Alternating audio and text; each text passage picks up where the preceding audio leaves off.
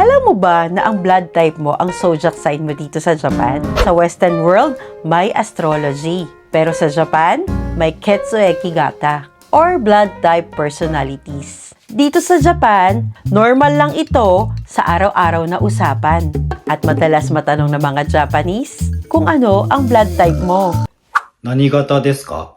Lalo na sa mga gathering at inuman. Karamihan sa mga Japanese pinaniniwalaan na ang blood type mo ay may kinalaman sa iyong personalidad. 実はね、in Japanese culture, we believe that a person's blood type is an essential indicator of one's personality. Though hindi naman ito scientific, ang teorya na ito ay may kinalaman daw sa history.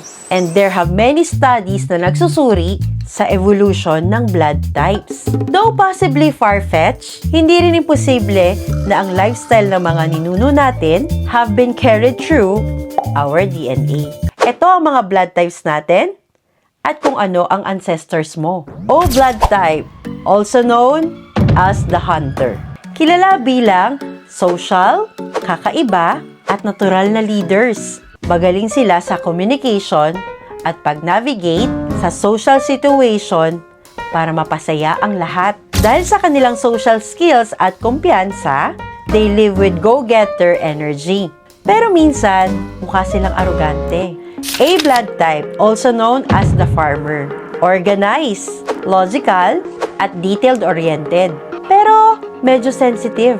Nature nila ang maging diplomatic at iwasan ng conflict.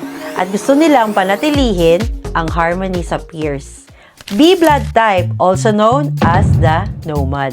Sila yung outgoing, optimistic, lively, at creative. Pinaka-social sa lahat ng blood types. Free-spirited at honest ang mga blood type B.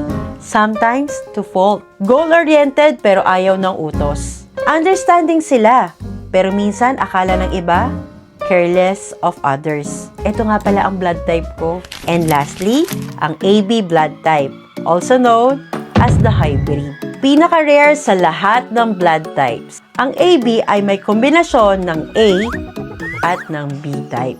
Analytical, pero creative. Social, pero introverted. Ang kanilang unpredictable nature ay mukhang mysterious. At madalas nilang nararamdaman na misunderstood sila. Pero madalas naman na respeto bilang artist o innovative thinkers. Ikaw, ano ang blood type mo? At ano ang sinasabi ng blood type mo tungkol sa'yo? Tumugba ba ang ugali mo sa blood type mo? Nakuha mo kaya ito sa DNA mo?